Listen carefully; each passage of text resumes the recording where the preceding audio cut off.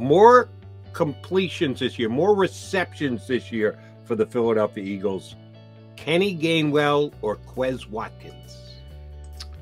That's a good one too. It should be Kenny Gainwell, because Quez is going to be limited by the fact that, AJ's getting the ball, Devontae's getting the ball, Dallas is getting the ball.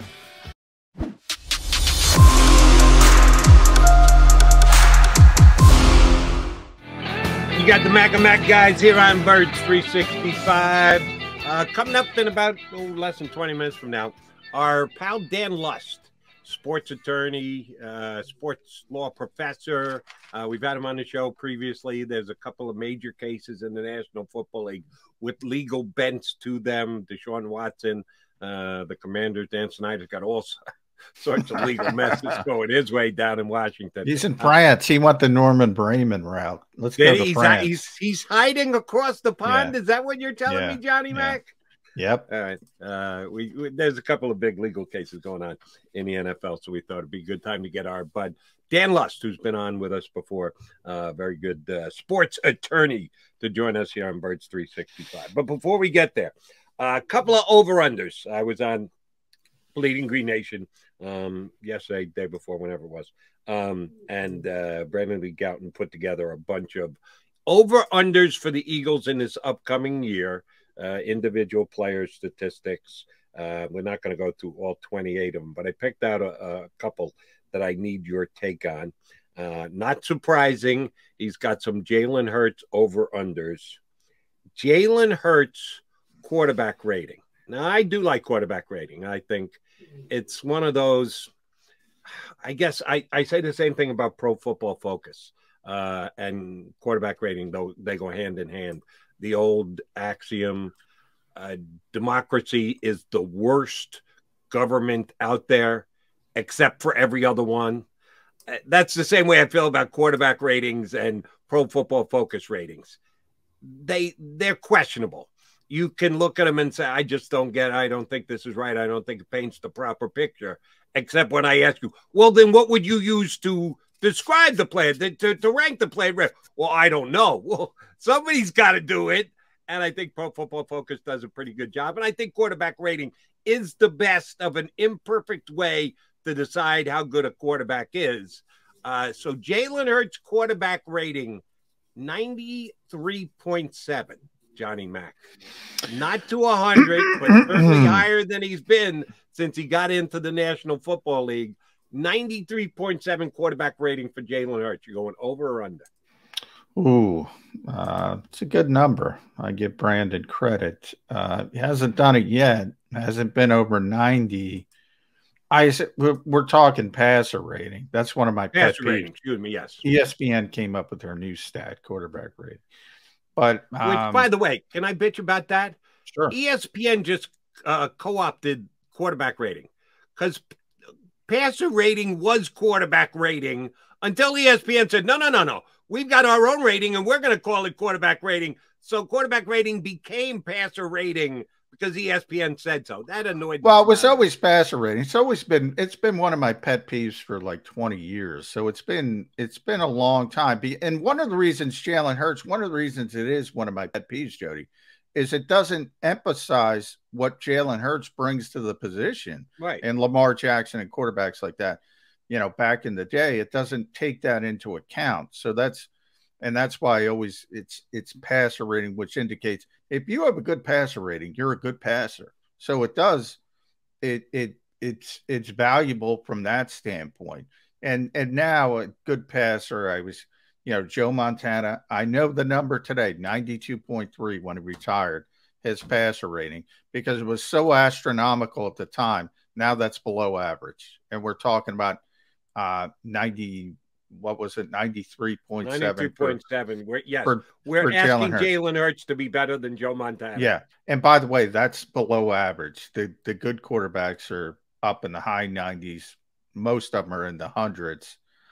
I'm going to go under until I see it, until I see him get to that level. as a passer, but it doesn't take into account Jalen's strengths. It doesn't. So I don't think it's as important, but I don't see him hitting mid 90s as a passer. I don't think that's the strength of his game. Until I see it, I find it hard to believe. All right, staying with the passer aspect, completion percentage. BLG set the number at 64%. Will Jalen Hurts complete better than 64% of his passes this year? I'm going to go yes on this one. I'm going to go 64.2%. Because I think the Eagles are going to be cognizant of it. I think there's going to be a lot of short throws. We see the bubble screens are going to be back, and they're going to try to utilize Kenny Gainwell. I think they're going to try to get him easy completions, and I think that's going to be a part of the game plan. I'd like to see him again. It's a different era. The good quarterbacks can go over 70. The Drew Breeses and the Aaron Rodgers. You'd like to see him over 65, but I think he's going to creep over 64. Okay, so slightly over 64. All right, this one I like because a lot of wagering outlets give you the option to make plays like this. The comparisons between, not an over-under, but the comparisons between two players. More completions this year, more receptions this year for the Philadelphia Eagles. Kenny Gainwell or Quez Watkins? That's a good one too. It should be Kenny Gainwell, because Quez is going to be limited by the fact that, AJ's getting the ball, Devontae's getting the ball, Dallas is getting the ball. And then it becomes, all right, who's going to be the fourth option? In theory, the third down back, the hurry up back, the safety valve should have more opportunities than the fourth option in the passing game downfield. The one hesitation I have in that theory is Jalen's never shown the want to dump the ball off, mainly because he's such a good runner. And he can take it for 20 yards. And if you dump it off to the back, he's probably going to get 8-9 yards, and he can do more. So there is a little bit to think about more with Jalen Hurts, but I would have to say Kenny Gainwell. You're going to go with Gainwell. So am I. And it's not because I think that Zach Pascal is going to cut tremendously into the numbers for Quez Watkins. You're a bigger Pascal fan than I am. We'll see how much he contributes this year. Hey, he's going to block. Since they've now moved J.J. Arcega-Whiteside into tight end. They need that blocking wide receiver, and that's what I think. That doesn't count as a reception. You don't get any reception credits when you're downfield blocking. All right, Devonta Smith yardage this year. They set the number at 999. So if he's a 1,000-yard receiver, it's an over. If he's not, it's an under. 999.5 yards. That's Devonta Smith receiving. Over, under, McMullen? Under. I can't. To me, that's basically 1,000 yards, right? Yep. I do expect AJ Brown to be 1,000-yard receiver, and I just can't see this team with this. I use that term, volume of a thrower, having two 1,000-yard receivers. And AJ's going to be the guy. AJ's going to be number one. AJ's going to get the most targets if everybody's healthy. So I can't see him getting two, so I have to go under. All right, now this one I'm singing BLG's praises, but I just think he's got a bad number here. Total rushing yards. Have you even looked at this, Johnny, or am I running it by you for the first time? You're running it by me for the first time. All right, so this is going to be a two-part question. Once you answer the first part, the second part should become easy. What do you think he set the number at for Miles Sanders rushing yards this year? 920, somewhere around there. Yeah, higher. He went 999. Same exact as Devonta Smith receiving yards, 999. Are you going over or under? Under. I mean, there's no proof that Miles, if he ever played 17 games, it's not that hard to get to 1,000 yards, but there's no evidence he's going to play 17 games. There's no evidence he's going to be able to stay on the field that consistently. So if you're a betting man, and that's what this is about, you got to go with the logic, and he's just not going to play enough to get up to 1,000 yards. If he had set it at 799 rather than 999, I still might have taken under. Wow. Because I'd go over there. They're on record as saying they want to throw the football. Well, there's a reason they went out and got A.J. Brown. This is not going to be the same Eagle offense that we saw last year. They're going to throw the football more. Even if they throw it to Miles coming out of the backfield, that doesn't count as rushing yards. Yeah.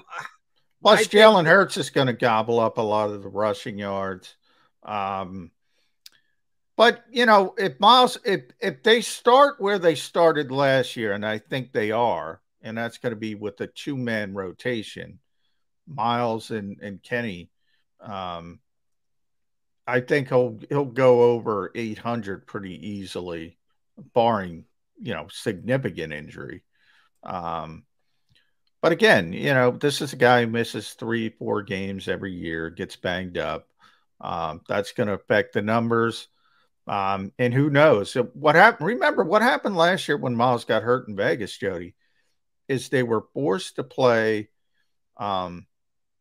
Remember also Kenny Gainwell in that game was playing well, but then he fumbled the football inside the red zone, and they got kind of frustrated with that.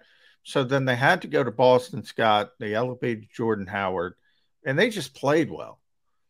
And when Miles was ready to come back, there were people even questioning, are you going to stick with the hot hand? And the Eagles were like, no, because they do value Miles Sanders. They do know he's their best back. But they also found roles for pretty much Jordan Howard when he was healthy, and Boston Scott even a little bit.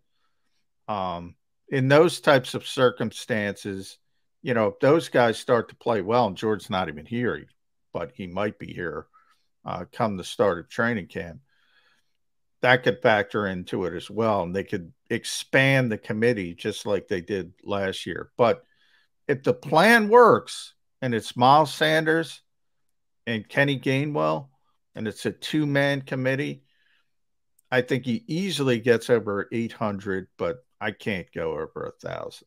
Yeah, last year, 754. And the Eagles are going to run the football less this year than they did last year. How is he getting 1,000 yards? Well, you hope he plays a couple more games, but that's, he's every year it seems he gets banged up a little bit. First year he played all 16. Last 2 years, 12 and 12. Yeah. So the injury history is there. I'll cross my face. If you can guarantee me that Miles Sanders is going to play all 16 games, oh, yeah, I'm going to take over 800. Yes. Pencil it in right now. And he's even got a shot at getting the 1,000 yards. You want to bet me even up that Miles Sanders doesn't play all 17 games? No. But, I as we talk about it, I'm thinking about other angles. One angle is also, Jody, they might be willing to ride him a little bit more because they kind of know he's not going to be here next year. So the old mentality of, hey, run him into the ground. Is that where you're going with me? Yeah. He's not going to be back next year. So give him the football. But this team is I just throw it out. This team is so safety conscious and that they're probably not going to be that way. And he's never proven to be the Ezekiel Elliott type back who's going to take 300 touches. And, he might be on the shelf by week 3 if you give him that kind of workload. So, but it's something to think about. And, oh, by the way, which I don't think it's going to happen, I'm with you that the Eagles just don't come into the season with that kind of mindset. They can't dismiss it, but I just don't think if you're asking me to make a prediction, I would say no, they're not going to try and run him into the ground. Miles will be okay with that. because I think he thinks that he's one of the best backs in the National Football League. And the reason that he hasn't had a 1,000-yard season has been because A, he got hurt, or B, the Eagles haven't given him the ball enough. So if they chose to go down that road and make Miles a workhorse back, bell cow back, use whatever word you want to use to describe him, I think Miles would accept it. I don't think there'd be any viewed like, well, are you guys trying to kill me here with all these carries? No, I think he'd take every single one of them, be happy as all heck. I agree. And on both accounts, Miles wants a chance to prove he's one of the best backs in this league. And he's on a contract year. And in theory, from his standpoint, he's like, well, if I have a 1,600-yard year, I'm going to get paid as much as running backs can get paid in this market. But, players don't tend to think about the back end and what I just said. Even if you have that monster year, people are going to look at how many touches you had. People are going to look at the history, the analytics of running backs after a season where they touch the football a lot and they're not favorable. But players are thinking in the moment, yeah, he wants to prove himself. All right, let me give you a couple more, and then Dan Lust, our favorite sports attorney, is going to jump aboard with us here on Birds.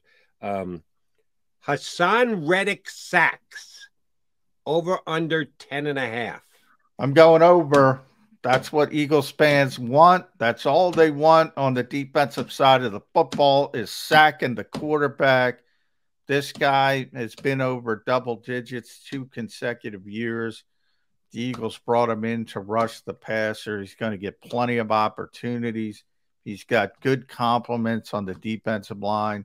If he got over 10 sacks in Carolina, if he got over 10 sacks in Arizona, he should sure as hell get over 10 sacks here. I am 100% with you there because he is one of the guys that I hyped. I hyped him 2 years ago before he signed with Carolina. Eagles, get this guy. Bring the Temple kid home. Bring the Camden kid home. He did a 1-year stopover in Carolina, but they did get him done. So, yeah, I'm banking on that. I'm rooting for that. I'm predicting that it's going to be more than 10.5. All right, here's a real interesting one, and then we're going to punch our buddy Dan Lutz up. Quarterback percentage against the Eagles.